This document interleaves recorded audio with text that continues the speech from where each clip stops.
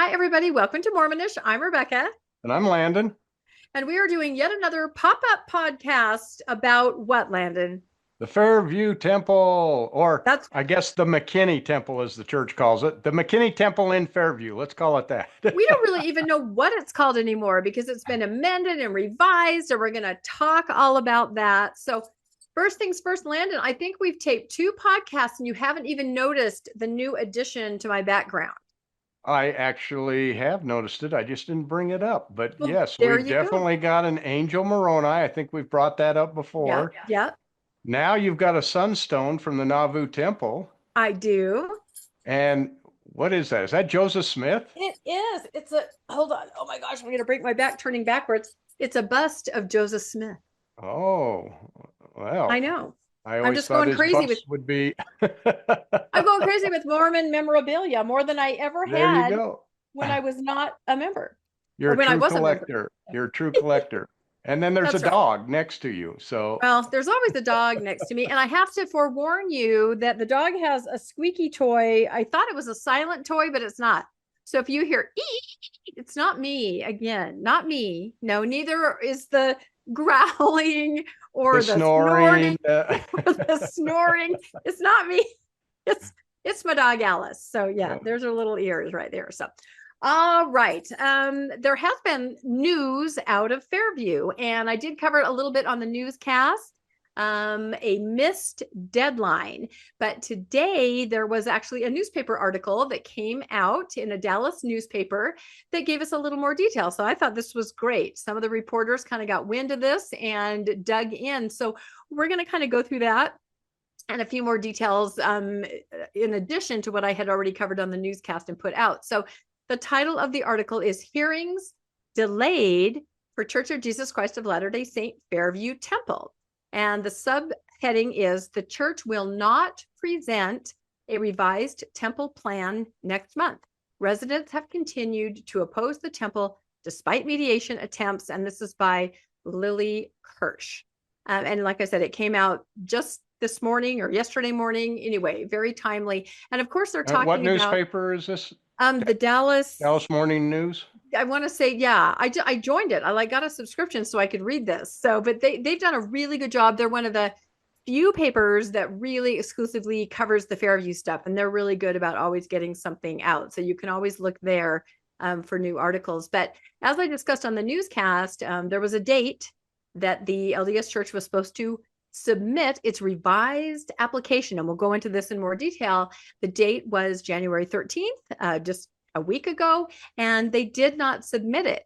And this puts the whole process back because you have to submit these things a month in advance, 30 days in advance, because of reporting requirements. You have to notify people that there's a new application, and then you can put it before the Planning and Zoning Board or the Town Council. So when the headline says hearings are delayed, they're delayed because the LDS Church did not submit its application to the town.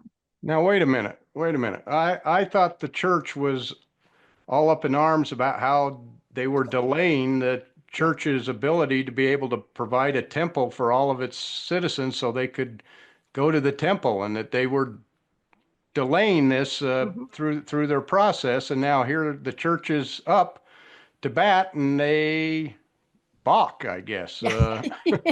They punt or bunt, whatever it is that you do in baseball. Yeah, it is interesting because throughout this whole process, and if anyone has any questions about anything we cover here, because we will go fairly quickly over some of it, there is a temple playlist on Mormonish Podcast YouTube channel with, there's like 30 or 40 videos. We talk about temples a lot, but you can start from the very beginning and enjoy the whole saga as it unfolded, right? Podcast by podcast. But you're right, all along this process, the church has been saying, we have got to get this built. We have people that are in spirit prison. They are waiting to have their ordinances done. The members need to be blessed by this temple. There have been so many fasts, right? That the hearts of the town council, the hearts of the residents will be softened so that the temple can be built. So it's all been about the timely nature of getting the temple built. And you're right, this is very strange because the first step in getting this new amended version, as you can see there on the screen, this was their new drawing that they came up with. There has been some commentary on that I won't go into right now. But anyway, the first step in getting this application in front of first the planning and zoning and then the town council is to submit the application, right? As it stands now, nobody really knows what's in that application. They just have this drawing here. So that did not happen. And this reporter, Lily, reached out to different people to try to find out exactly what's going on. So we're going to kind of go into that. Maybe the church should have had a fast that they would get their application in on time. That is a possibility. That is a possibility. You know, and when I first heard about that, and I mentioned this on the newscast, I reached out. I have actually several friends and acquaintances that have, you know, dealings with the church as far as the church architecture department. And I asked them, so does this happen? Is it like a regular thing where someone goes, oh, dang it. I went home over the weekend and I forgot to put in that application. You know, I was being facetious. The architects assured me that does not happen. If there's a date, the church is very good as far as administrative behind the scenes things. And if it was meant to be done, it would have been done. So there's a reason that it wasn't done. And that's kind of what we're going to try to look at today with the help of this article. Okay. You ready to dig in? I think we're ready to dig in. Yep. So the first thing that I thought was really great about this article is that it had a little link to take you to a timeline. As I said, they've been covering this in this Dallas newspaper the entire time. And so we're just going to go through very quickly in case there's anybody out there like under a rock who's like, what's Fairview? What's McKinney? Right? I feel like everybody could probably do this podcast for us with as much as we have inundated them with all of this information. So why don't you start, Landon? And the McKinney, Texas LDS temple timeline starts out in October of 2022. In October 2022, the Church of Jesus Christ of Latter-day Saints announced plans for a temple in Prosper at a general conference. What a strange place for a story about Fairview and McKinney to start. It starts in Prosper. The temple was one of 18 announced at the conference to be built around the world, including Korea, Nigeria, and Guatemala. The church's construction of temples has accelerated, with 168 new temples announced in the past 6 years by President Russell M. Nelson, according to the church's website. In December 2023, the church announced it was moving the proposed temple site to Fairview and renaming it, drum roll please, the McKinney, Texas Temple. So the Prosper Temple was moved from Prosper to Fairview and named the McKinney Temple. That's right. That's right. And we have done a podcast all about that phenomenon. And basically what we kind of arrived at is that the town of Prosper has very locked down ordinances and zoning codes. And so when the church said we're going to build there, they handed them their packet and said, here you go. And there was no wiggle room. There was nothing loose about those ordinances. They could not have gotten away with as tall as they wanted to build initially, which was like 173 feet. And so realizing that, they quickly went next door to Fairview, where they did say the ordinances and zoning there are a little bit looser. And there was some what they perceived to be precedent for allowing a much taller building, although that building was never built. So anyway, this will be interesting later, but they definitely said Prosper, and everybody in the audience went, and the people in Prosper thought it was going to be built there. They even had to send out a letter. You remember that, Landon, from the state saying, oh, I know it's moved, but it's okay. It's the Lord's will. Yeah, it was really sad. They were disappointed. So, all right. So now we have the McKinney Temple. McKinney is a town next to Fairview, and it's going to be built in Fairview. And that's kind of a point of contention where people who live in Fairview are like, well, why are we having a building here and it's called McKinney? You know, there have been some interesting back and forth between the two towns over land and things like that. So kind of confusing. Of course, we LDS people understand that often the temple is called one thing and built in another area. And why do we think that is, Landon? I don't know. They have problems with names. They can't decide on a name. No, I actually think it's because until the very last second, you don't know what town that temple is coming in. Well, that's true. When they announce the Tacoma Temple, where is it? Nobody knows until the last second. Oh, it's in Federal Way. You know what I mean? Okay, maybe I'm being cynical, but I'm just saying that kind of helps, right? When you spring it on a town. So, okay, speaking of spring, the next thing in this article, spring of 2024, in March and again in May of 2024, according to the church's temple website, the church hosted community open houses to share information, answer questions, hear concerns, and threaten to sue. Oh, that's not in there. We'll talk about that later. No, these were interesting because the town residents, you have to notify within a certain square footage of where the building's going to go. And you want to talk about that letter really briefly that went out, the first indication that something was going to be built? Well, they basically they stated that it would be just a 2-story building, and that it would. I can't remember how large they said it was going to be, but it definitely was nothing close to what the renderings showed once the residents saw it.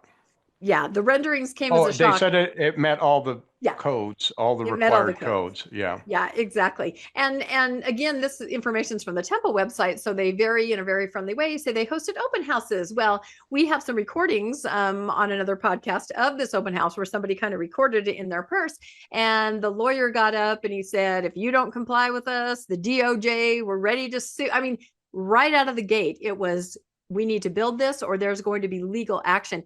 And you could actually hear, I mean, this is Texas, the people in the room going, "Oh," they couldn't believe what they were hearing. And so while it sounds very friendly to say community open house right out of the gate, they let everybody know, you better do it or there's going to be legal consequences. That did not sit well right away with the residents. First of all, letter not being upfront about what the structure was, and then instantly threat of some kind of litigation. So the article goes on to say some residents expressed opposition to the temple size at the open house because the original temple was 173 feet, 43,000 square feet footprint, and the walls were 65 feet. Am I getting that right, Landon? We've talked about it so much. It sounds right. Yeah, big. Let's just say that. Pretty dang big in a residential area, right?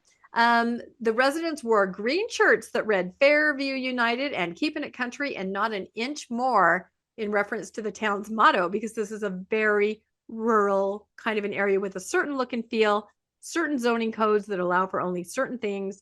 And so they definitely were like, what is this? What is going to be built here? It says the church sought a conditional use permit to build the temple in a residential area where zoning laws allow buildings to be a maximum height of 35 feet. And this is true. This is how it works when a temple, a religious building, or a school comes into a town.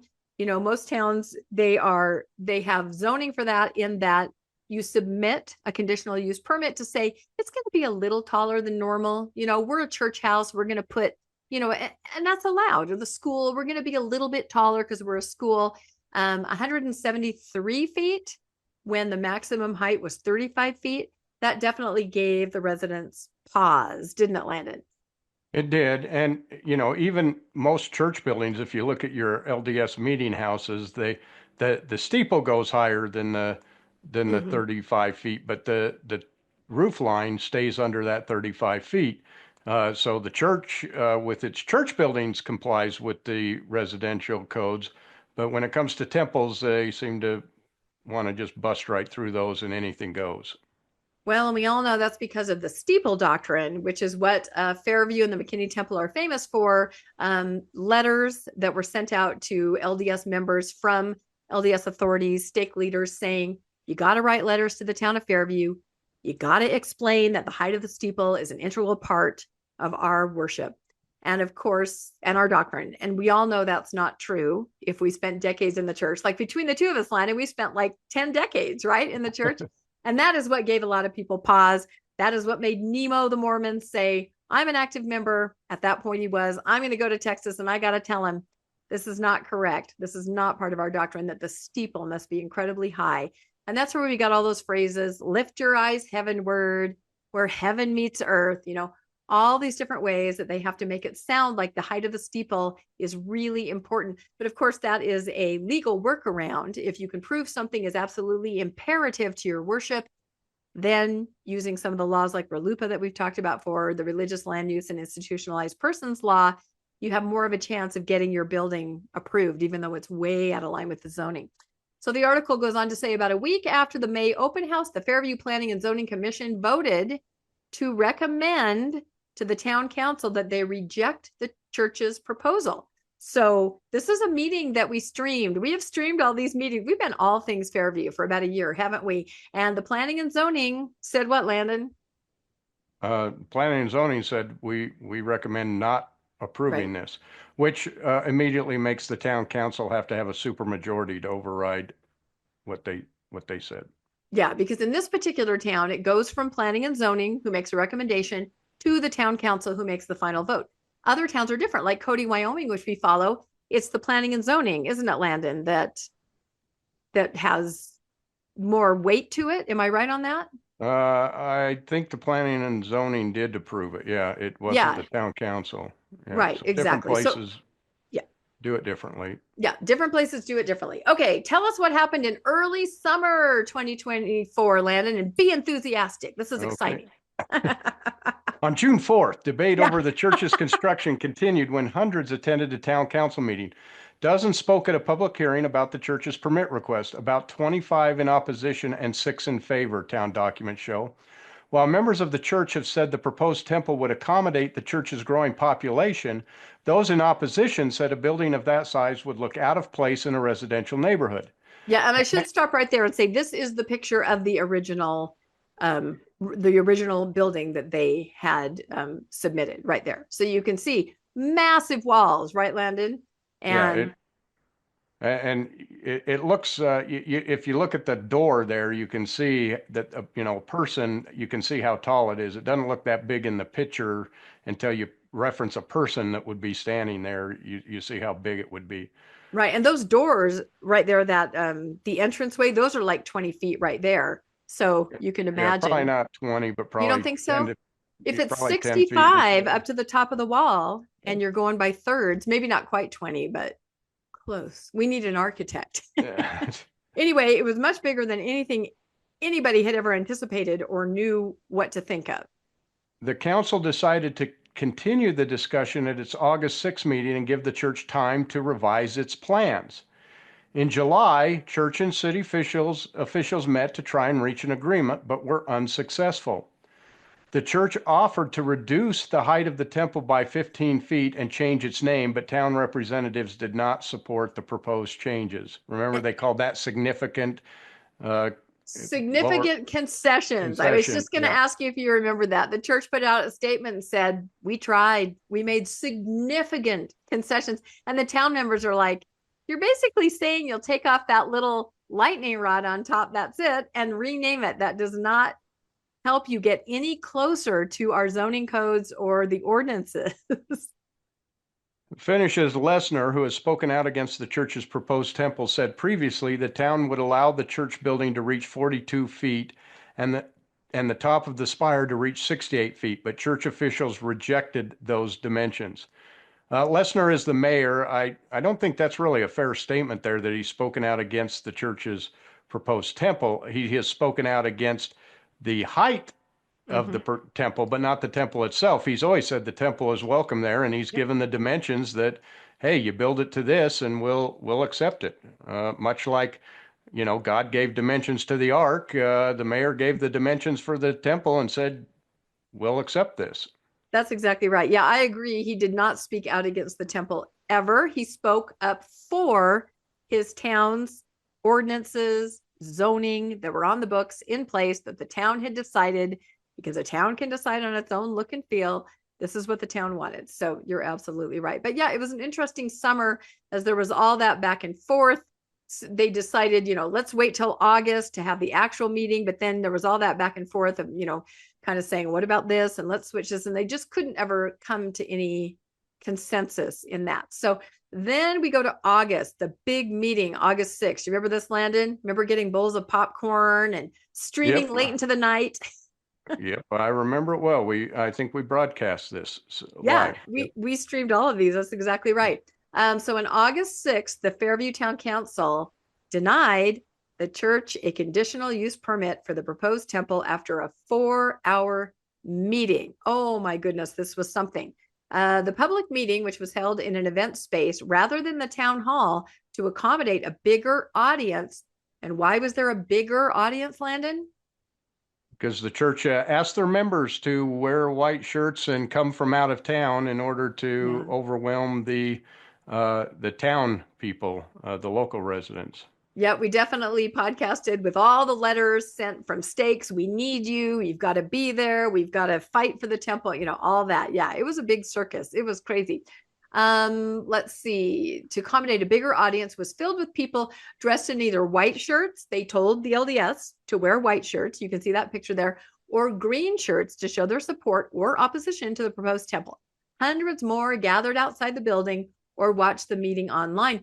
And we had somebody who's now a good friend who just randomly messaged us and said, "Hey, I'm here." And I said, "Are you? Can you go inside and take some notes or, talk to people?" So we had some on the ground commentary during that meeting. I never thought watching a civic meeting would be as interesting as it was. I mean, we were riveted, and we had so many of you that stuck with us all night long watching this meeting. It says after more than 70 people spoke, white shirts and green shirts, the council decided to deny the permit request.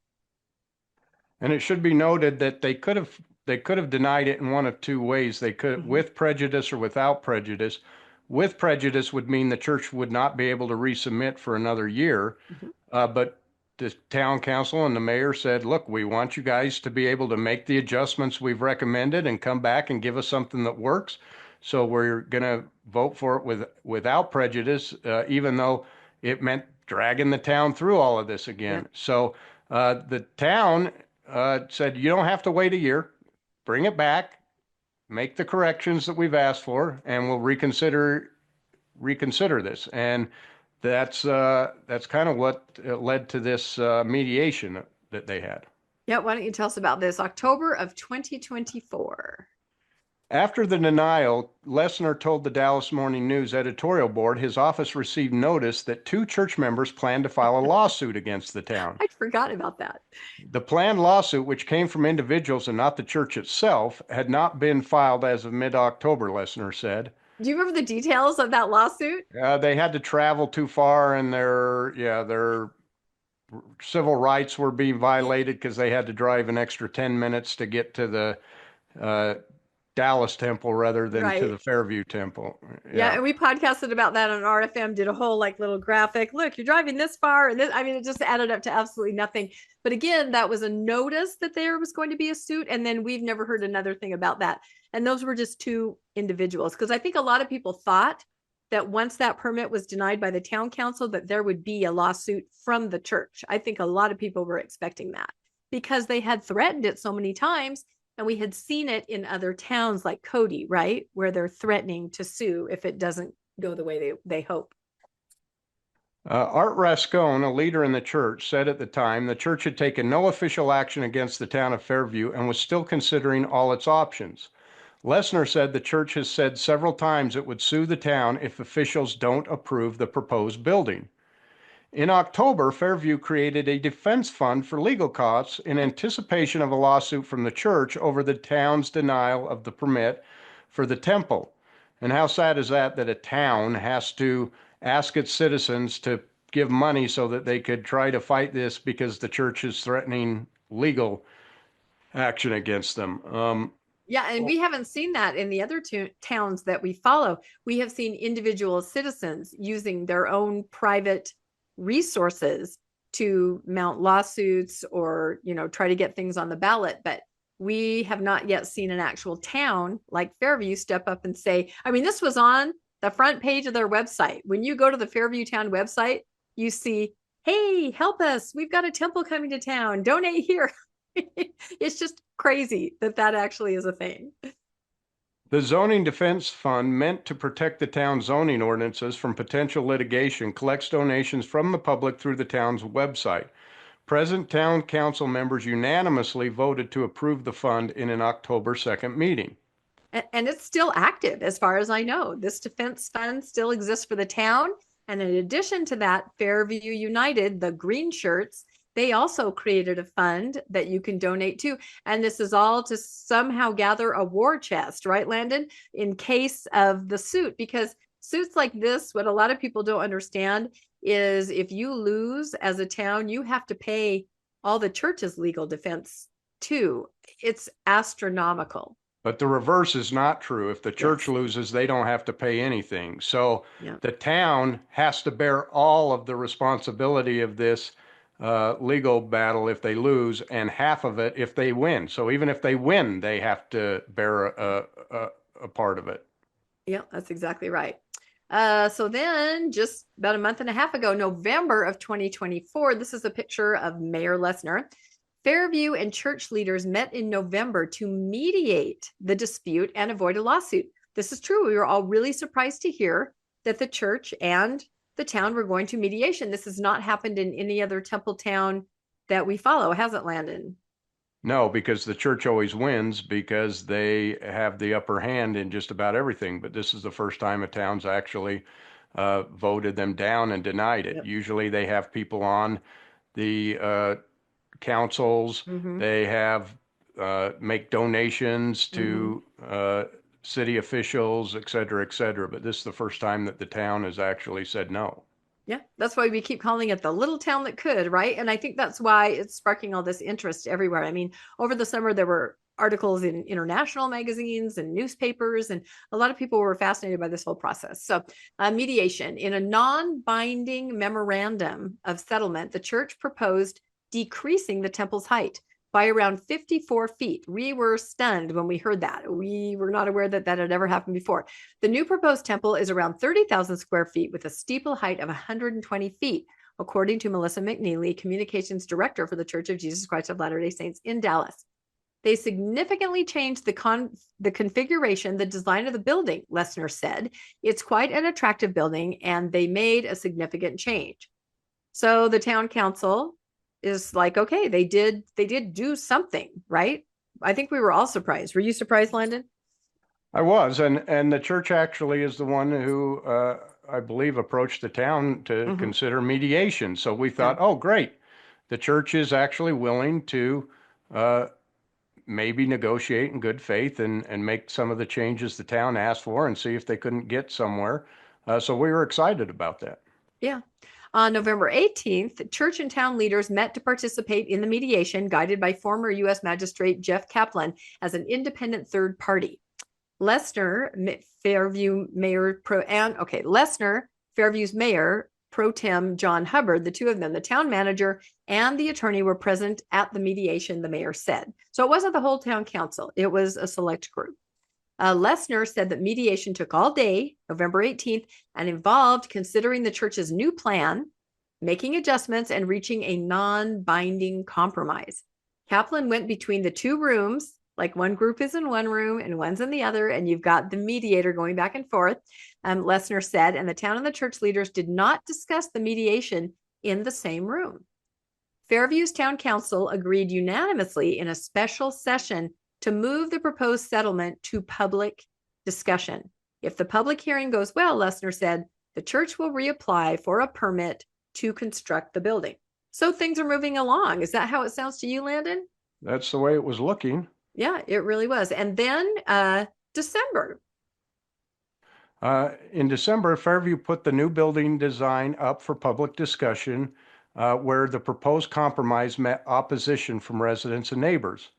On the chilly evening of Friday, December 20th, members of the Fairview United Group Against the Temple Proposal gathered on the steps of Town Hall to sing Christmas carols, including an original score to continue support of the Zoning Defense Fund. Remember how they called it the Zoning Defense Fund Choir? Yes.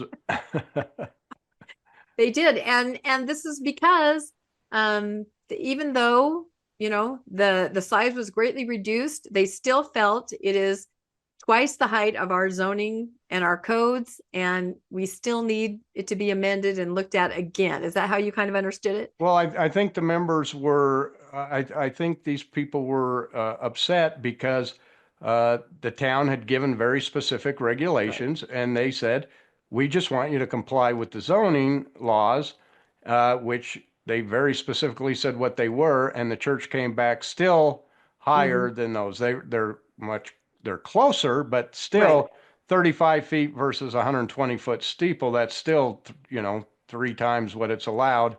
The the church there now has about a 68-foot temple or steeple, which is the LDS church that has the tallest one. The Stake So the Center. tallest Yeah. steeple in town right now is 68 feet. So they're almost double that. Yeah. And so the residents said, look, that's not what we said to come back with. We said, come back and meet our zoning codes and we'll support it. So the residents said this does not meet it. It definitely is an improvement, but it does not meet what we told them. Right. And there was an informational meeting that happened at the beginning of December, and where the town council kind of explained the proposal, and the residents definitely said exactly what you just said, Landon. Fine, but it is not, it does not meet the parameters that we asked you to come back with. So we need to try something else. And that's how they expressed that at that meeting. So, I guess, okay. So what happened to the application? The application meaning the new drawing, the new rendering, the new specifics that was supposed to be turned in. Now we're going to talk about this non-binding agreement in a minute, but part of that said that no later than Monday, January 13th of 2025, this was going to be submitted to the town of Fairview. And why don't you read that part right there, Landon, and then we'll talk a little bit about what that means and then go into the non-binding agreement. Hearings on updated plans for the proposed McKinney, Texas temple in Fairview have been delayed. Town officials said the Church of Jesus Christ of Latter-day Saints, widely known as the Mormon Church, did not submit a temple plan in time for the February planning and zoning meeting. Right. And that's the issue. In order to have something discussed at a planning and zoning meeting, it has to be 30 days prior that it is submitted to the town. And this is a legal requirement so that you can do all the notifications that you're required to do. So in order to have this appear on the agenda of the planning and zoning meeting in the beginning of February, it would have had to have been submitted on Monday, January 13th. And the non-binding mediation agreement was pretty specific about that's when it would happen. Then it would go to planning and zoning in February. Then it would go to the town council in March. So it was kind of moving along. So we thought that was really interesting. I had checked with the city on that day just to see, assuming that they would have put in their application, because as you mentioned, Landon, they're really, really motivated to get this temple built for all those reasons that we talked about. The members need it. Membership is growing exponentially. And so they want this temple. But I found out that they did not submit the application. Someone in the office was able to email me back and tell me that they had received nothing from the church. So it says the church previously planned to present its amended temple plan February 13th after mediating with the town over its rejected permit. So that kind of details what we just talked about. The deadline for applicants to submit a plan for review and consideration by the town's Planning and Zoning Commission for its February 13th meeting was January 13th, 30 days before. Fairview Communications Manager Karen Anderson told the Dallas Morning News. So I'm guessing when the Dallas Morning News contacted the city, same as me, they wrote back and said, no, we didn't get anything. Fairview did not receive an application from the church in time for the meeting. So there's nothing going to be discussed in February, right, Landon, at the Planning and Zoning? It is not. It is going to be a sad Valentine's Day. Well, that is interesting. That was going to be on Valentine's Day. I think I already had that written on my calendar. Well, the day before Valentine's Day, yeah. So I had that written on my calendar. Now I have to scratch it off and see if it's going to happen in March. So anyway, we just found that very unusual. And as I mentioned on the newscast, I talked again to my friends that have been involved in the, temple architecture department. And I said, does that happen? I just kind of forget, like I mentioned before, and they said, no, it doesn't. Both of my friends said it means something. It means that perhaps they're going in a different direction, whatever direction that might be. So definitely something to consider and try to figure out what's going on. Okay, you want to read this one, Landon? Melissa McNeely, Communication Director for the Church of Jesus Christ of Latter-day Saints in Dallas, said the church still plans to submit the application, but is taking more time to make sure everything is in place with what was agreed upon in the mediation. McNeely said the dates for public hearings for the church's applications will slide a few weeks until their plans are submitted. Okay, that was really unusual because, again, for about a week, I guess, right? A week and a half, because this article just came out and we knew on the day that it happened that they didn't submit. we were like, okay, that's really weird. Why didn't they submit? Right? Why did they not?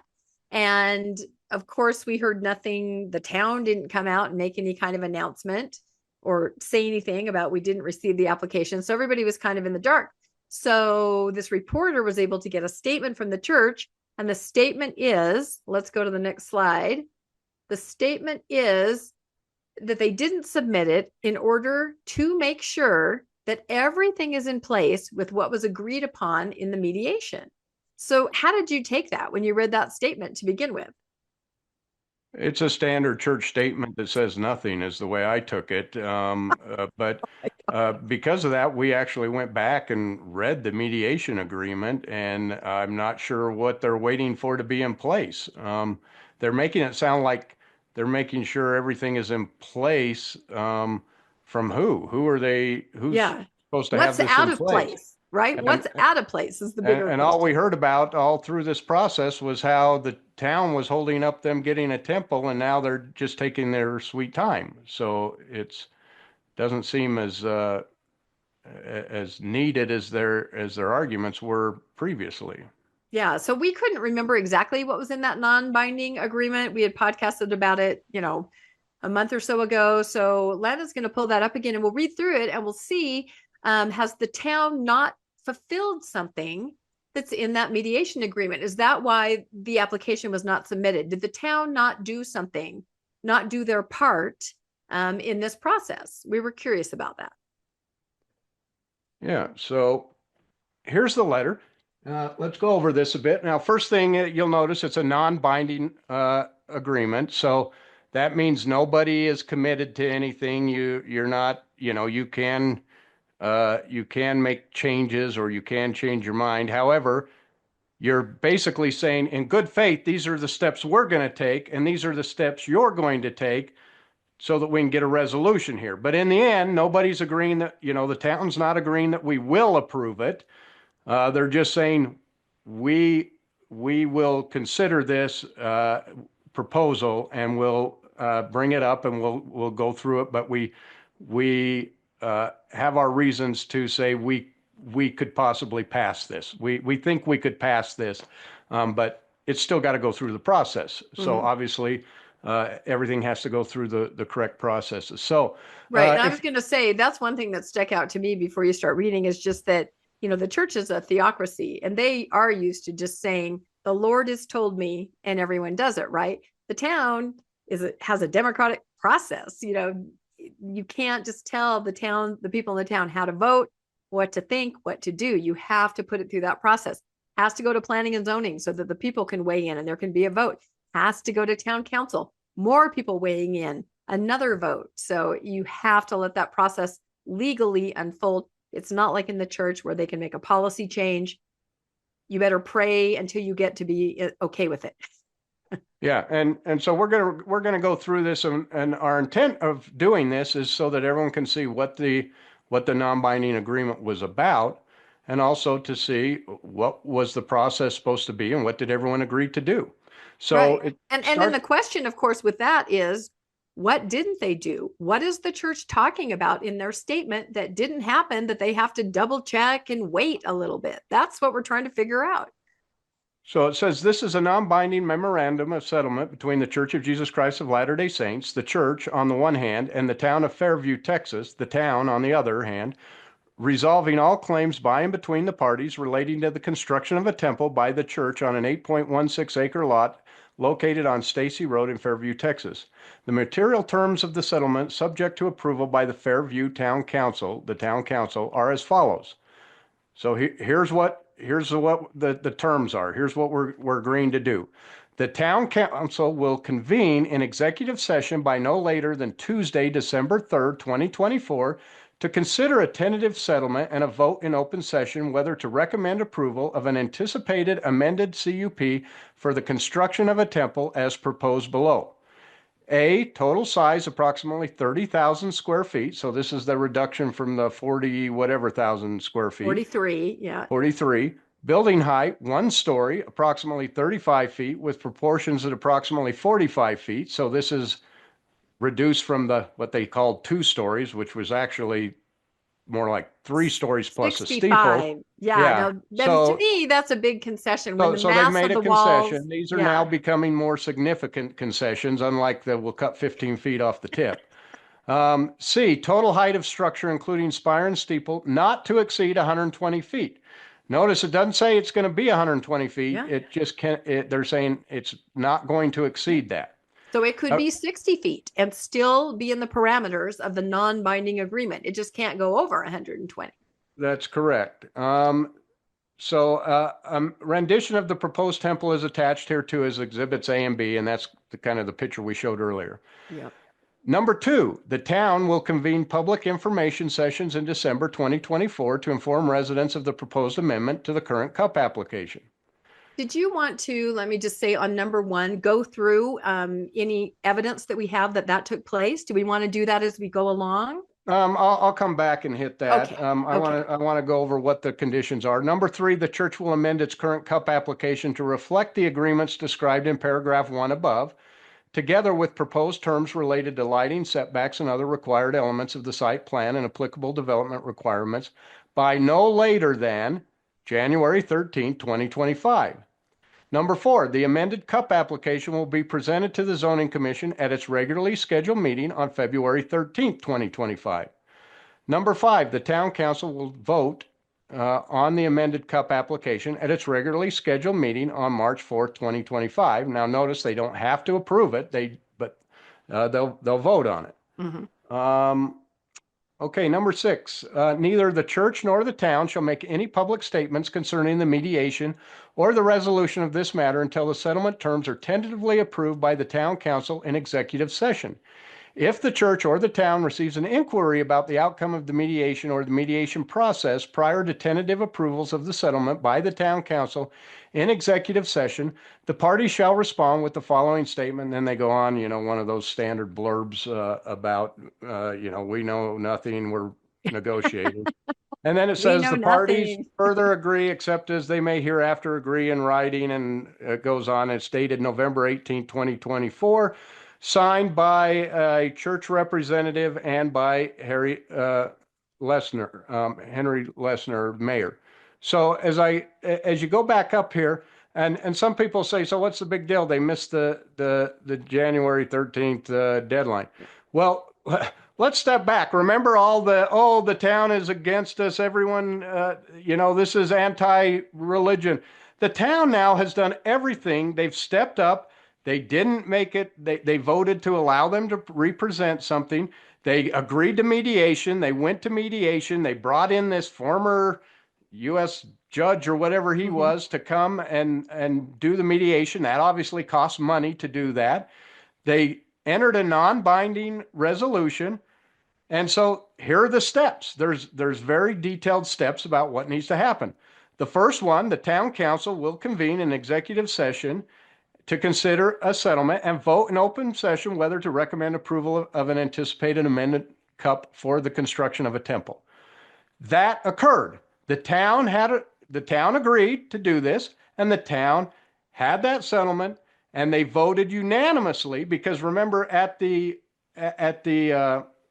mediation, only the mayor and one of the members of the council was there. The entire council has to look at this, and they have to take a vote and say, we'll accept this non-binding memorandum. We're in agreement that this is a good path forward. That happened. In fact, I'm going to stop sharing here, and I'm going to pull up a slide. You're going to bring up the receipts. So, our motivation for looking at this is just to see what was in the non-binding agreement and who fulfilled what they were supposed to fill. So here is on the Fairview website. Yeah, it's on their website. Is the announcement saying that they have accepted this. It says, the purpose of this letter is to share an update with you regarding the temple proposed by the Church of Jesus Christ of Latter-day Saints. As you know, the town has been engaged in a mediation process with the church concerning their plans for a temple in our community. I am pleased to report that we have reached an initial compromise that can be put forward to the community. Let me stress that this proposal must still go through our normal zoning process with input from our citizens. Democracy. The memorandum of settlement calls for the church to decrease the temple's overall height by approximately 54 feet and to reduce the size of the building from 2 stories to 1. The newly proposed temple would be around 30,000 square feet. Most of the 1-story building conforms with the town's current zoning regulation for the property, with a building height of 35 feet. A smaller raised portion on top of the building increases the height of that section to 45 feet, and a tower on top reaches no more than 120 feet. The church's original proposal called for constructing a 45,000 square foot, 60-foot, 5-foot tall, 2-story building with a steeple and spire reaching almost 174 feet. On Monday, our town council agreed unanimously to approve the non-binding settlement agreement that would permit the church to submit a new proposal consistent with the settlement agreement, which would go before the Planning and Zoning Commission and then would return to the council for consideration.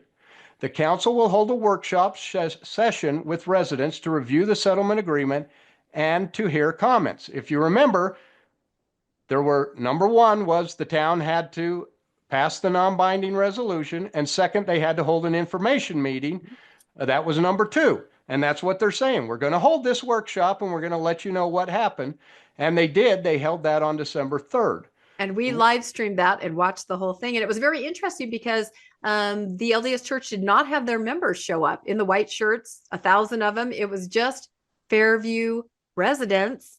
And the church itself, I think, only had 2 representatives there who didn't really even speak. So it was very different from some of the other meetings where there was going to be a vote. This was just a chance for the town council to tell the residents what had happened in the mediation. As it stated in the non-binding agreement, you're going to have an informational meeting. And anyone who watched that meeting saw that the town council really stuck their neck out. Because the citizens were not happy. They said, that's not what we told them. We said, come back and meet our zoning codes. We didn't say we'd bend. We didn't say we'd agree. And the town council had to make some explanations. And they're going, look, we know it doesn't match it, but this could bankrupt our town if we have to fight this legally. And no one wants this lawsuit. And they pointed out, even if we win, we still have to pay the cost to fight it. And if they win, we have to pay our costs and their costs if they win it. So they were trying to make the point, this is a costly decision. We have to make a decision. It's going to go through the procedures, the same procedure it always has to go through. But this is why we recommended approval of this non-binding agreement, is because of the cost of litigate. And a lot of the citizens weren't happy with that. Mm-hmm. But that wasn't a requirement of the memorandum here, that the town people had to agree with it. They simply said you have to have a public information session in December, and that's what they did. And the town council and the mayor took a lot of flack from that meeting. They did. And I see all sides of it too. The residents are like, look, this is not the zoning and codes of our town. And again, it's not a theocracy. In the church, you could put in an agreement. We're going to say something and you're going to like it, right? You need to get on board with that. But you can't do that in a town. You have to have this open dialogue. You have to have the members of the town council explaining their thought process. And then, of course, you hear the voices of all the residents there. And as I said before, there were only, am I right, Landon? 2. I think there were just 2 or 3 lawyers there. The church. And they even said, would you like to say anything? And they said no. They said no. Declined to speak. Yeah, there were no residents, LDS members. And so it was interesting to me that it really was just the residents, the Fairview United and the town council, and the church lawyers were just kind of watching. And they really left the town council out to dry, because they didn't bring any of their people to say, we support this, like they did on all the other ones. Now, all of a sudden, they left them there to contend with the people who came out to say, we don't agree with this. So they kind of left the town council hanging after this agreement. But go ahead. The town council did what they agreed to do in the non-binding resolution. They did. And I was going to say that nobody from the church made a statement or tried to talk there and sell the town on it. Look, everybody, we love your town. Our members love it here. let's try to work this out. We want to, I don't want to say we want to be good neighbors because they say that all the time without backing it up, but they didn't even make a statement. It really was just the council, the residents kind of back and forth hammering it out. But again, you're right. That fulfilled that part of the non-binding agreement. They absolutely did it. And I guess I don't understand, what the church was expecting from that meeting, because obviously, if they don't show up to support it and everyone that showed up was against it, it's obviously going to be, somewhat of a contentious meeting in that point. So they had to expect that, and the town council. The agreement isn't that the town council is going to show up and cheerlead for the church. Right. It's the church's job to sell the town on this. Here was an opportunity for them to get up and say something about it, and they no-showed. Yeah. They no-showed to the meeting. No, So I feel that the church perhaps did expect the town council to cheerlead it, because that's how it works in the church. The higher up make a decision, goes down through the ranks, and your stake president has to sell it. We're going to do this now, guys. You know what I mean? It's the difference between a theocracy and a democracy. And I really feel maybe they did expect that. And maybe they were very surprised by what happened at that meeting. I know I saw those lawyers taking tons and tons of notes. Maybe they were really had not expected that at all. well, this was the people in the towns who supported it. They had an opportunity to show up, and they didn't. So They were told not to, I'm guessing. I'm positive they were told not to show up by the church. So the church basically set it up so that it would look negative, because they didn't show up with any positive voices in this after loading people on buses or whatever happened on that first one and bringing them all in. This time they bring nobody. So this very much looks like a manipulated group of people, that they show up in hordes at one meeting, then they don't show up at all at the other meeting. This is democracy. It's your turn to stand up and speak. But nonetheless, the town fulfilled number one. The town fulfilled number two. Now it's the church's turn. Let's see, is the church going to play by the rules and participate in the mediation that they asked for? Well, number three, the church will amend its current CUP application to reflect its agreements described in paragraph 1, and they're going to submit a site plan and application development by no later than January 13th, 2025. The church was supposed to turn in an application. That was the agreement. And the church didn't. So now what's the town council supposed to do? They're going, we don't know what's going on. The church didn't tell us anything. And all we have is a statement to the news media saying we're looking to make sure all the mediation requirements are fulfilled. Well, the town fulfilled their requirements. Why hasn't the church fulfilled their requirement? So now number 4 can't be met because number 3 had to be turned in 30 days before. Dominoes. And number 5 can't happen in March. So what is happening here? Why is the town not why is the church not putting forth the application? They agreed.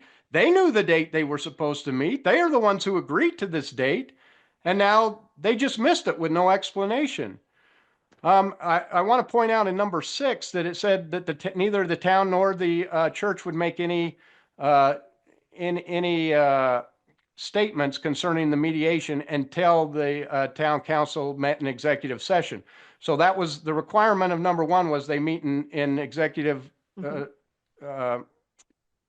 executive session. Right, and vote and approve it. And after they approve it, then both the church and the town can make statements. Well, if the church has made a statement, and the letter that we just read by the town on their website, they made a statement that we've agreed and we met and we voted unanimously to accept this non-binding resolution. So the town has met every requirement they were supposed to, and the church is a no-show. They just dropped out of the process, evidently. Now, I can hear people say, oh, well, they're just going to come back next month. Why didn't they meet the date they were supposed to? Why did they not meet the date they were going to require, that they were required to be there? This causes a lot of problems because the town council, there's an election in May. Mhm. So if this doesn't happen in March, it's going to happen in April, right before the elections are going on. Are they trying to destroy the town council and make them vote some way and hoping that if they Right, the pass, then they'll pressure. get voted out, and they're trying to pressure them? I don't know. I don't know what, but they're not playing. They're not playing by the agreement they made, and I don't understand why. So I want to look at this a little bit differently. Okay, let's have some fun with this because Uh-oh. that's what we do here on Never Mormonish. good when Landon has fun. Let's look at this agreement, okay? And let's look at it. You know, the church, the church argued in court on the tithing issue just recently that that the tithing issue shouldn't be settled by a secular court. It should be decided by a church court. Well, let's put this to a church court, okay? What do we have here? We have a non-binding agreement. So what do the scriptures tell us? I think it's Doctrine and Covenants. Whatsoever thou shalt non-bind on earth shall be non-binding in heaven. Is that what Good they point. say? Okay. Okay, so this is clearly non-binding in heaven and on earth. Who's this signed by? Let's look down here. Oh, it's signed by a church representative. I don't know who this guy is, but he signed for the church representative. Who does the church represent? The Lord. So in speaking for the church speaks for the Lord. So this is an agreement between the town of Fairview, Texas, signed by the mayor, and the Church of Jesus Christ of Latter-day Saints, who represent God on earth. So this is an agreement between these two. So what is it called, Rebecca, when we make an agreement between, when someone makes an agreement with God? What do we call that? Would that be a covenant? That would be a word was covenant. not used so much when I was younger, but now everything is a covenant. Yes. Okay, so they made some covenants. The town covenanted that they would do number one and number two. And God, through his church representative, covenanted that he would do number 3, 4, and 5. What happened? God broke his covenant. God broke the covenant. There's only one side here that's on the covenant path right now. Now, I got to ask this question. If the church doesn't live up to every covenant they made about this temple on this date of November 18th, I think we all know whose power they will be in.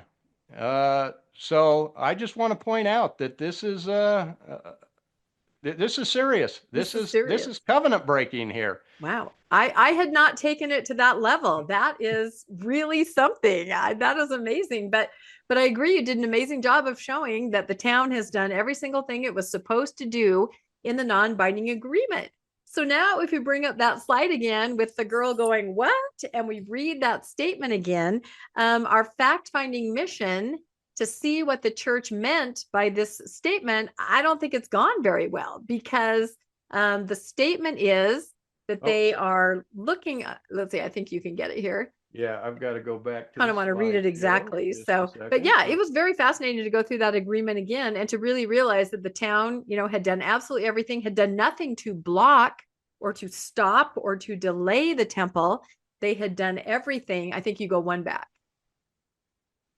Yeah. And so like I was trying to say, our fact-finding mission, to try to, no, one more back.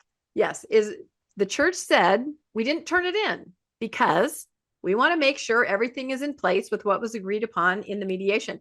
Well, everything is in place in terms of the town, but everything is not in place in terms of what the church promised to do. So it seems to me there are things that are not said there. There's something else that they're looking for that is maybe implied in the agreement or just isn't there somehow, and I also have to bring up the fact that, okay, so the town is expecting, because of this agreement, which they have fulfilled, every number, every jot and every tittle, they're expecting this application on January 13th and it doesn't come, right? And nobody knows about it except for me, because I emailed the city.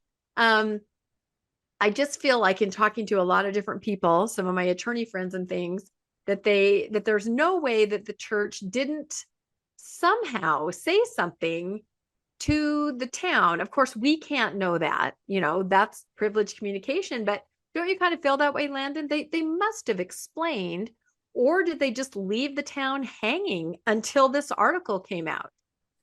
I have no idea. Right. No, I know. They We certainly can't left know. all the people in the town and the media and their own members hanging because they're not saying what they're doing.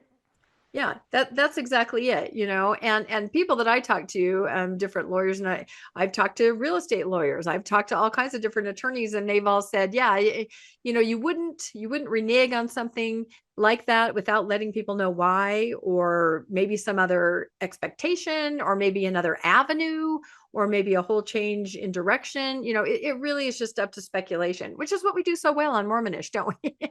That's right. But some of the other things that my friend said, I call this thoughts from attorneys, right? So one of them said mediation isn't binding or actionable. What do you think about that, Landon? Well, that's true. Yeah. And, that I can see already the defenders of the church saying, it's not binding. We didn't agree to do anything. So what's the big deal? No, it's not binding. But you agreed to do something and you're negotiating in good faith. This shows bad faith. Right. Hey, we let you guys do what you agreed to do, and then we just said, oh, well, bad, Yep. good on you. You did your part, but we're not going to do anything, and we're not even going to tell you what we're doing. How is that negotiating in good faith when one side does what they agreed to and the other just ignores it and walks away? Right. And it's not done lightly. As the church architects that I talked to said, this is not done lightly. There is a reason they did not submit it. The reason is they were checking through the mediation agreement. We know everything was fulfilled. So what is it that they see in there that isn't happening, or they want to happen, or they're worried about happening? What is it that would make them dial it back and not submit? So another attorney said, it seems the church wants more assurances from Fairview. Okay, that's an interesting point he made. But can Fairview offer what it wants? The council still has to listen to its citizens, and there is still the civic process. So in talking to this individual, he was bringing up that, more assurances, having to go through that process again. The planning and zoning meeting and the town council, they saw the residents, right? And the concerns they were voicing at that original meeting. Maybe it's something like, wow, that was rough. We want this to kind of sail through, right? Something like that, if that's even possible to do. More assurances. I thought that was an interesting point. Do you have any thoughts on that? That could be. I mean, if anyone who watched the session knows it wasn't pretty, Yeah. but it wasn't unexpected either. I mean, Yes. it was clearly anyone who's been watching this would know that the town wasn't going to bend over backwards and flip, do flips for the church that they made this change. They still didn't meet the requirements that the town had laid out. Right. So it was clearly predictable. So I don't know if they're expecting the city council to go do their cheerleading for them and push this through, but that's the church's job, is Right. to get out and the church seems to just, they have this big PR machine, but they forget one thing. They Yeah. make a bunch of statements. What they never do is go down to the people Yep. and talk and listen and negotiate with the people. They want to negotiate. Oh, we want to negotiate only here at your leaders, and then they have to fix this because that's how we work at the church. We tell the people what to do and they just do it. This is a democracy. They live in the United States. They know this, that you need to go to the people and have open, honest dialogue. And that is the part that's missing here.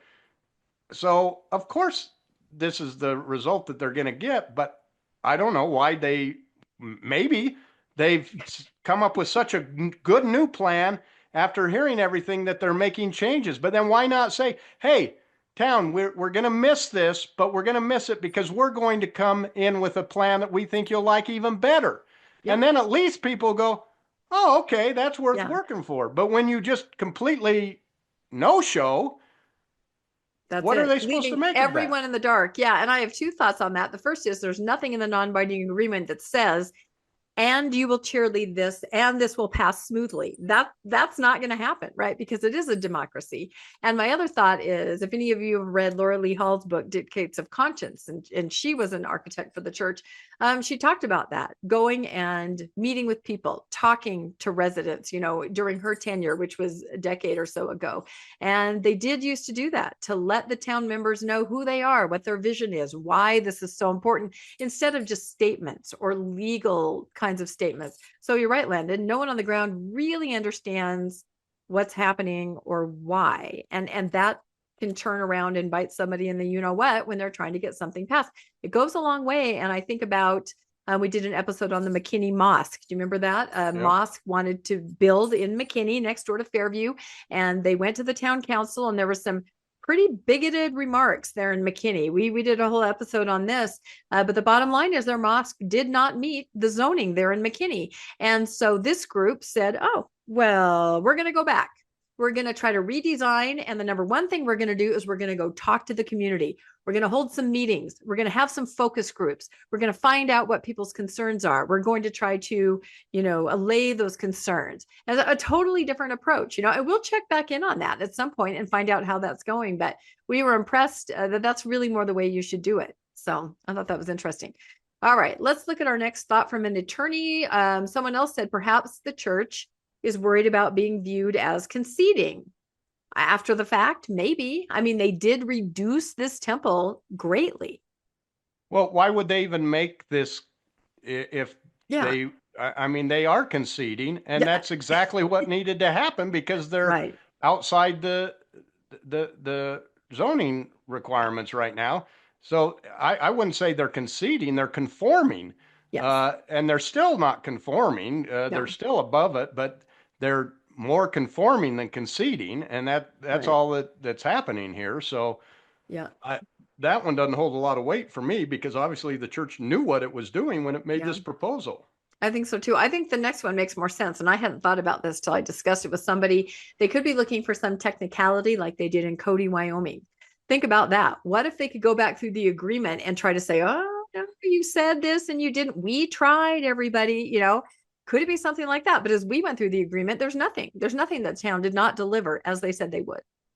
Yeah, again, this one, I can see that maybe they're trying to force the town to make a mistake that they can point to in a lawsuit, and they were just trying to do something.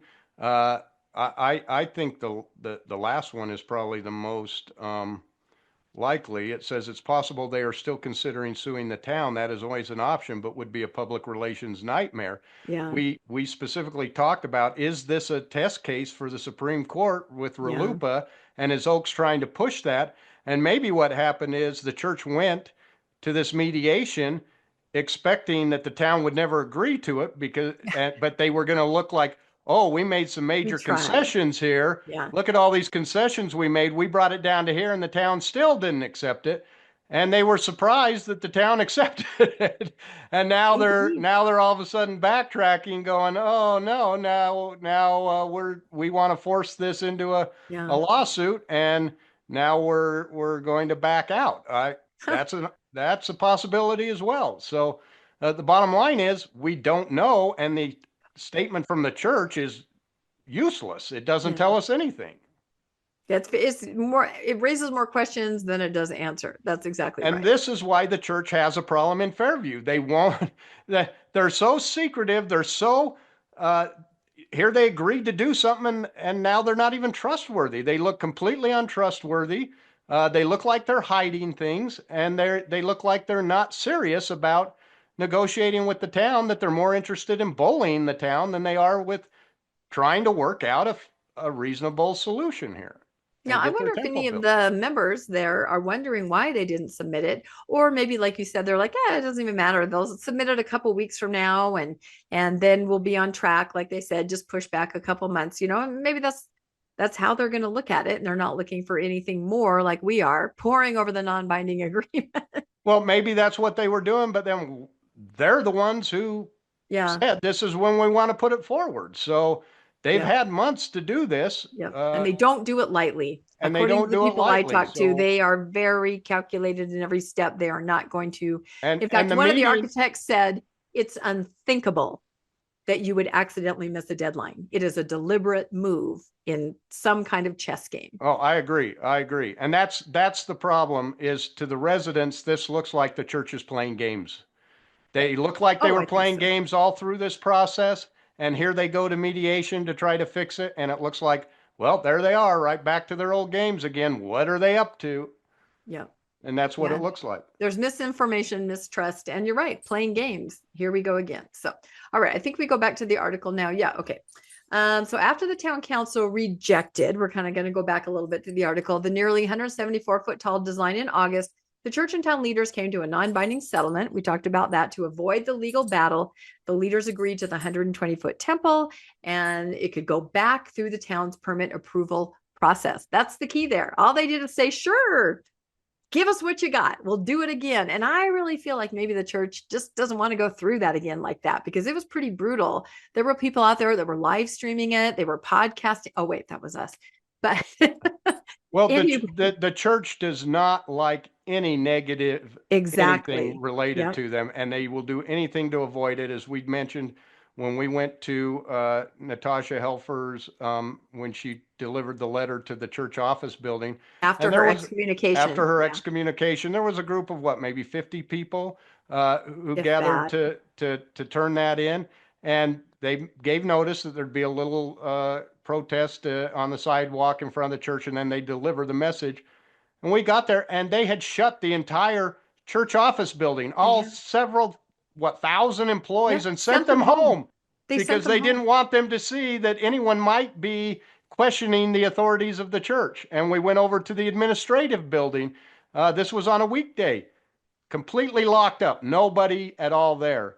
So that, and it was such a dangerous protest. I had a sign that said, please protect our children, because it was about, Natasha trying to teach, healthy sexual practices and try to say, don't, you're manipulating our youth. And my sign said, please protect our children. So dangerous that anybody could see that. But you're right. They do not want this kind of PR at all. So the article goes on to say the residents have continued to staunchly oppose the new design, and they say the fight is far from over. See, and again, that's the kind of, I think that makes the church go, oh man, maybe they thought the town council could keep everybody in line and they wouldn't have to go through this again. But again, there's going to be these meetings where people stand up and they say things, it's just not great press. And I don't think this is a fair statement either, because we have talked to residents who say, I'm in favor of the new design. Exactly. So, it's a mixed bag.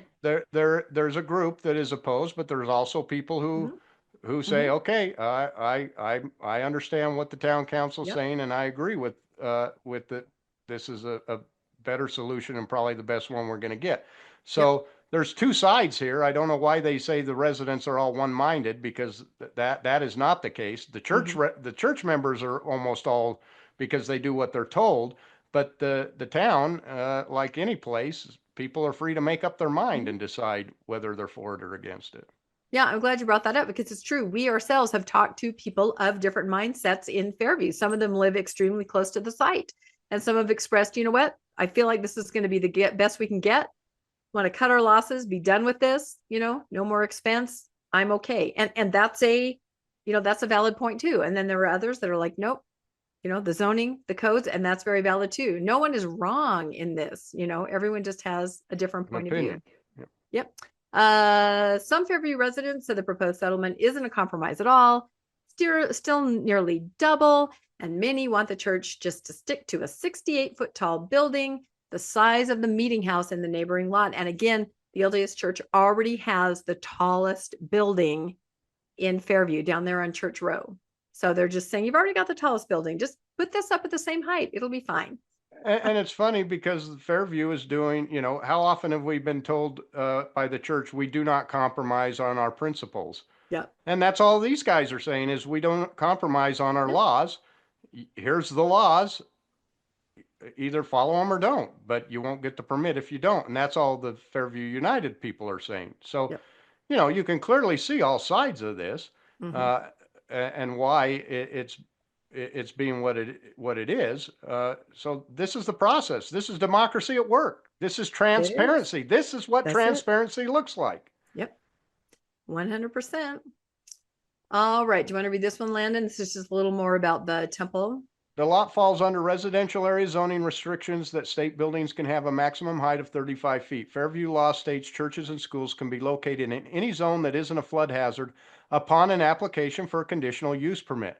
The town denied the church this permit in August for a nearly 174-foot tall temple without prejudice, meaning the church can present a revised plan without time restrictions. Right, which they were supposed to do on January 13th, right? That's when they were supposed to resubmit and start the process over, and it did not happen. So the church leaders and members say religious freedom and the need to accommodate a large congregation outweigh concerns the proposed temple is too large for the town.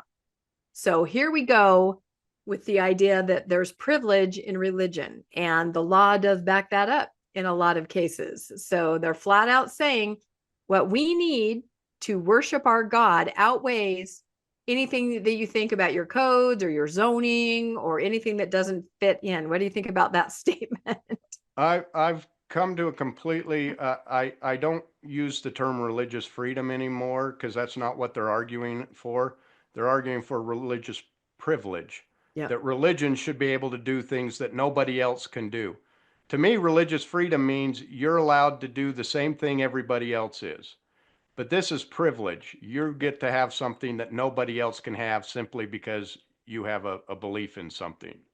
Yeah. In fact, wasn't there somebody, I can't remember which meeting, there's so many that talked about building a garage or knowing someone that did, that was just a couple feet, either too tall or too off to the side. It didn't quite meet the zoning and having to tear it down. I mean, It was his house and he had to rebuild the whole roof to get it under the required, he was like 1 foot over. Yeah, exactly. So again, religious privilege, this person didn't have that. He had to obey by the codes and he had to change the structure because it wasn't meeting code. Fairview United members are concerned that the building will produce too much light, disrupt the wildlife, dominate the town. They're not wrong. The original proposed temple would have been the tallest building in Fairview. And now here we have the reduced, we have a few specs on it. The non-binding settlement reduces the temple's height by around 50 feet and the size by 13,000 square feet. The new proposal is a one-story, 35-foot building, just under 30,000 square feet and a tower of 120 feet. So, when we first heard the news on this, we felt, okay, they're closer, right? We know we're not there yet, but they're closer than they were, closer than probably we ever dreamed, because we never see this kind of, I don't want to use the word concede, but this, accommodation or change. And so we did feel it was closer. That is a significant reduction in the walls, especially the height, the footprint, But again, the town people are saying close. Let's just take a little bit further, right? Yeah, and you look at this rendering and, the agreement is up to 120 feet. So the church could lower this. They can request lower. The town, the planning and zoning committee could probably say, we'll approve up to this height. And that, again, this is non-binding, so nothing really ties them to that. But that, the agreement is we won't go over 120 feet. The church, what if the church lowered this 30 feet and instead of this penis looking thing, they put a just a little spire that doesn't take up a lot of room. So it's more of a, just a needle sticking up as opposed to like a space needle. They could go with a prick instead of a penis look to it, Oh gosh. All right. And that ends our podcast when Landon gets like, no. Well, no, it is interesting because, okay, so the town and the people in the town don't even know what the actual rendering looks like. No, this is just like a sketch. And if you would have scrolled farther on the non-binding agreement, there's notes written all over these pictures. Things are like here it says 125, that's crossed out. 120 is written in. You can see it right there. The town doesn't even know what they're working with.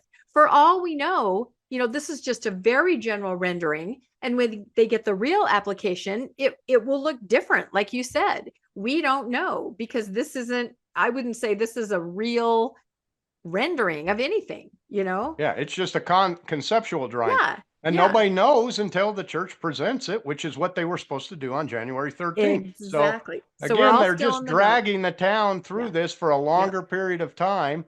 and making nobody happy at this point. Yep. I mean, seriously, the actual rendering could look very different from that. It could have the same specs, but look different. We have no idea because nothing was submitted. That's right.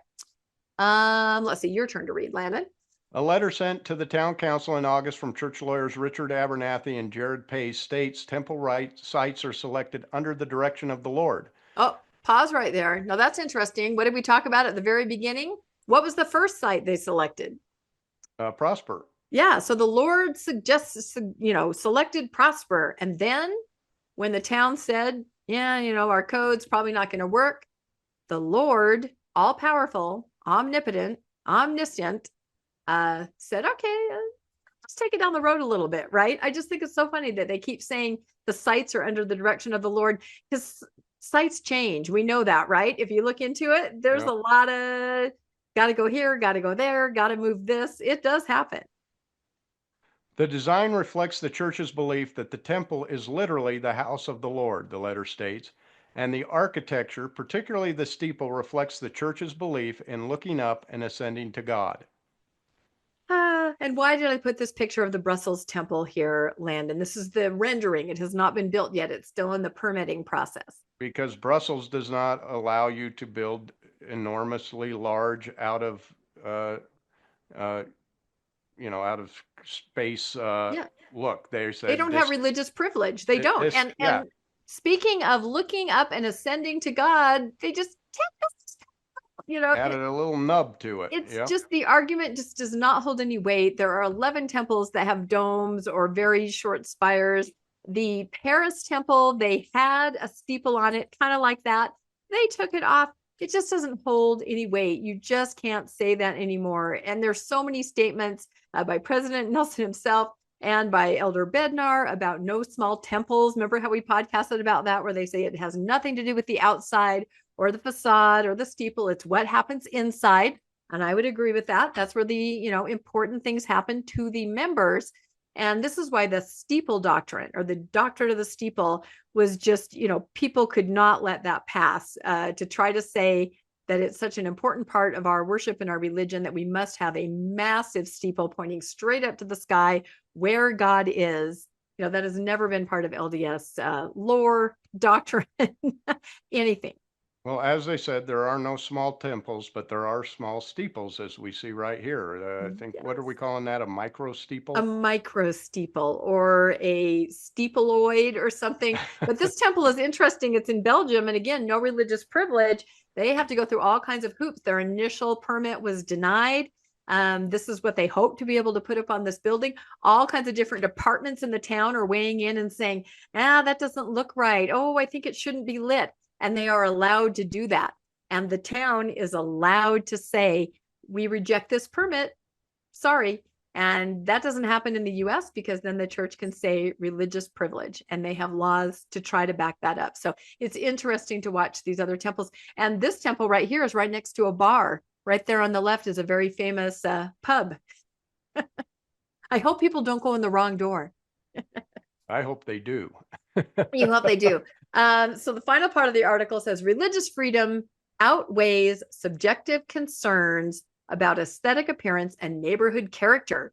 The letter states, this is the letter the church wrote to the town, citing the Texas Religious Freedom Restoration Act and the Federal Religious Land Use and Institutionalized Persons Act, RLUIPA. And I didn't realize this till I found this graphic, but it's actually the 24 years of RLUIPA. It was enacted, I think it was September 23rd of 2000. And as we all know, it was LDS senators that pushed this through. It was Smith and Bennett and Hatch, and Dallin Oaks testified and championed this. They got all kinds of people representing other religions. It was supposed to be used. We said this before. If you haven't heard us, I'm going to say it again. It was supposed to be used as a shield for religions like the mosque that we just discussed in McKinney, where, there were some really bigoted statements made there. And a religion can say, hey, we're protected. You can't turn us down just because you don't like who we are. But unfortunately, the church, and we all kind of think conspiracy theory wise, that they enacted this back in 2000. It happened around the time of the Boston Temple, where Boston said no to a steeple and there was a fight there, that they wanted to use this as a sword to do exactly what they're doing in town after town, where they claim religious privilege. They claim that the town doesn't have any right. I mean, listen to the statement: religious freedom outweighs subjective concerns about aesthetic appearance and neighborhood character. Those are not subjective concerns. Those are codes and zoning that have been voted on and enacted by the democratic process in a town. And that's what the town wants. And instead, they're saying that religious freedom outweighs all of this. So I don't know. I'm always on a soapbox about this. And I hate the idea that, and I can see why everybody championed this bill. It sounds great. We don't want any religion, to be persecuted and not be allowed to build, not in my town. But instead, the most wealthy church in the world is using this to hammer and threaten these small towns, and they've done it over and over. Your turn on the soapbox, Landon. I just don't like religious freedom. Again, it looks like it should be religious privilege, because that's exactly what they're asking for. No, I love that term. I'm going to use that from now on. I think you absolutely hit it on the head. So final thoughts and takeaways. We have some pictures. We have the old McKinney Temple. We have the new drawing, which we think is just kind of a rendering. I'm sure the new one is going to look different from that. There were a lot of comments on that rendering when it first came out that they may have taken to heart. And we have some pictures of, some of the Fairview meetings. And again, I just, none of us know what's going on behind the scenes in the town, or what's happened, or if the church, having made a statement to the newspaper, if they're also talking to the town and telling them what they expect. I don't know. I would hope that they would be, and that the town wouldn't have to find out what was going on just by reading the paper, right? That doesn't seem like very good practice. Yeah, my final thoughts on this is, as we look at this procedure, we see the town doing everything that it's supposed to be doing. It's allowing them to apply for the conditional use permit. It's having the hearings. It's listening to its citizens. It's giving decisions. I mean, why even have a conditional use permit if a church by law automatically gets whatever it wants? Yep. Why even have a process? Why not just say churches don't need building permits? You can build whatever you want on whatever property you want. No requirements. Obviously, they have to meet building codes. They have to meet the fire alarm codes. They have to meet all of these codes. So why do they not have to meet these codes? Yeah. But what if they said, and we've talked about this before, what, part of our building is baptism by fire, part of our religion. So we can't have sprinklers for fire in there because we believe in baptism by fire. Would that work? Could they claim that? Where do you draw that line? Yeah, where do you draw the line? But in one sense, we've seen the town. They could have said, we're not going through this again after you guys threatened to sue us, after you sent 15,000 letters the night before the town council meeting that we had to log, after you came in here and several of your citizens shouted at us and told us that we were, remember the one guy who told them that they had a God complex because they were voting on things that they thought themselves, that they talked and represented God. You're like, no, sir, I'm an elected official, right? Only our prophet represents God. You thinking you represent God? That's and we saw the behavior, and all the way through this, they've been bullies, and so the town could have said, we don't want this again, and they didn't. They said, bring it back to us. Here's what here's what we're offering. In fact, on the one, remember last time they said, when they first rejected it, they said, you know what, come back. Here's what we got. And they waited a month for them to make changes. Remember, they asked for that month delay so they could make changes. And they came back and they stuck it to the town. They said, we brought 15 feet off, and they rejected it. They're not negotiating in good faith. Yeah, it's an insult. Is what we saw from them. They're insulting the town. Yep. The town through this all has said, okay, bring us this. Okay, we'll enter mediation. We don't like this because we know where it's probably going. But they made an agreement. They even said, all right, we'll give a little bit here, or we'll at least consider giving a little bit here. And let's see what our citizens say. They followed the agreements. One group here has consistently broken, what they said they were going to do. They said they were going to go look and see if they could reduce the temple, and they came back with 15 feet. Why didn't they come back with this proposal back then when they had the month? Because they hadn't been voted down yet, and they wanted to have that vote so that they could come back and say they were persecuted. And that's simply not the case. And anyone who looks at this can see that the church is the one behaving badly here. The church is the one who consistently is playing games and is not being honest or forthright with the town. And so there's no wonder the town completely distrusts this church, because this church has no desire to engage in the community in which they're telling you, you're going to benefit so much from this, but we don't even want to engage with you as citizens. We only want to talk to your big guns up top and bully them around because you guys don't matter. Tell the people they matter. Come and talk with them. That's what the Muslims are doing. Right. They're talking, saying, well, we'll make some concessions to conform to McKinney's zoning codes. But the church, we don't know what they're doing. And they're tight-lipped. They're closed off. Who is going to buy that this is God's church when they see this kind of action and this kind of behavior? Landon is getting passionate, but we've been covering this for a long time. And I will say, when I talk to residents in Fairview, they're like, we love our LDS neighbors. They're the greatest. My friends are LDS.